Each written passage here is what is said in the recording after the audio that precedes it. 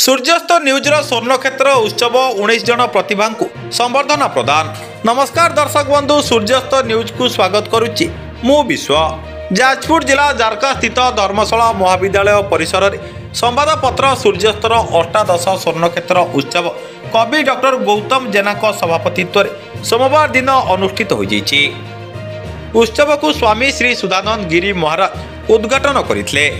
मुख्य वक्ता भावे लोकसेवक मंडल राष्ट्रीय संपादक डॉक्टर प्रभास आचार्य जोगदे साहित्यिक माने जने जने भल सांबादिक एवं समाजर अवक्षय कथा से माने लिखि परिबे। शब्द भाषा एवं भाव प्रति सांबादिक माने ध्यान देवा सहित कर्तव्यनिष्ठ एवं सत्य संवाद प्रेरण उपर गुरुत्वारोप करथिले।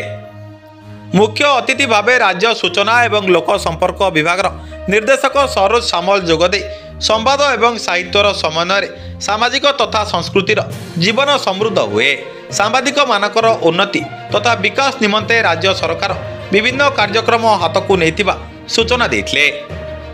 सम्मानित अतिथि भावे एसयूजे सांबादिक संघर राज्य सभापति कैलाश चंद्र नायक जोगदे सांबादिक मानकर विभिन्न समस्या संपर्क में आलोकपात करथिले। बरण्य अतिथि भावे धर्मशाला महाविद्यालय अध्यक्ष जयंत साहू जोग देथिले। डॉक्टर प्रशांत स्वाई अतिथि परिचय प्रदान करिथिबा बेले वार्ता संपादिका डॉक्टर सस्मिता दास संपादकीय विवरणी पाठ करथिले। ए अवसर में प्रज्ञान पब्लिकेशन पक्षर प्रकाशित गणेश्वर परिडांक पुस्तक अमर कथार गाथा, स्वर्णलता लेंका नारी एवं संपर्क, लक्ष्मी आमा नंदनाक श्यामसुधा, निन्नादिनी महांती श्री जगन्नाथ पुस्तक एवं सूर्यास्तर वार्षिक संख्या को अतिथि माने उन्मोचन करथिले। परे परे साहित्य एवं सांबादिकतार विभिन्न विभाग में 19 जन प्रतिभा मानपत्र उपढोकन एवं सूर्यास्त सम्मान प्रदान करा जायतिला।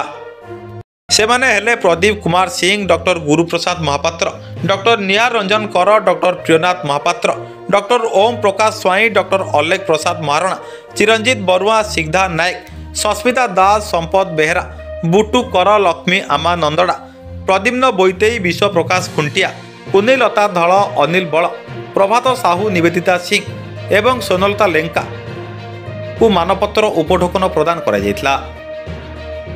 अध्यापिका स्वर्ण प्रभा खटुआ मानपत्र पाठ करथिले। प्रथम अधिवेशन कविता पाठोत्सव में मुख्य अतिथि भावे अवसरप्राप्त सीडीएमओ डॉक्टर विजय शतपथी जोग देथिले। कवि कान्हू चरण साहू सभापतित्व में सम्मानित अतिथि भावे डॉक्टर चित्तरंजन महांती, डॉक्टर कृष्णचंद्र पात्र, माधुरी शतपथी जोग देथिले। कवि गणेश्वर बेहरा, निनादिन महांती एवं सविता मिश्र संयोजन बहु कवि कविता पाठ करथिले। कवि मानकु अतिथि डॉक्टर प्रभास आचार्य एवं प्रदीप कुमार सिंह उपढोकन प्रदान करी सम्मानित करथिले। एवं एही कार्यक्रम में प्रभात साहू, सुनील शतपथी, खगेश्वर सामल, विचित्रानंद बेहरा, अभ्यर्थना कमिटी संपादक आदित्य माहुत एवं रमेश चंद्र साहू बेस सहयोग करथिले। ब्यूरो रिपोर्ट, सूर्यास्त न्यूज। डॉक्टर गौतम जेना कविता लेखे एवं आधुनिक ओडिया कविता संपर्क में समालोचना मध्य लेखे। आज संवाद एवं साहित्य पत्र सूर्यास्तर अष्टादशतम वार्षिक उत्सव, ये उत्सव रे मो सभापतित्व करुछि एवं आज उत्सवर उद्घाटक भाव में स्वामी सुधानंद गिरी जोग देइछन्ति। मुख्य अतिथि भाव में ओडिशा सरकारंकर लोक संपर्क विभाग अधिकारी श्री सरोज कुमार सामल जोग देइछन्ति।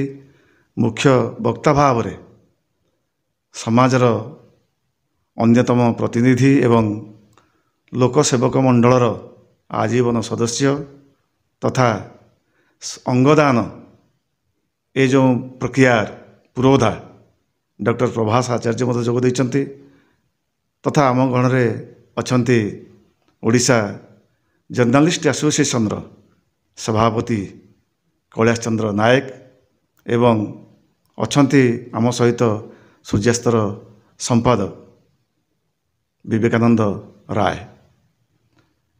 ये उत्सवटी ଏକ ନିଆରା ଉତ୍ସବ।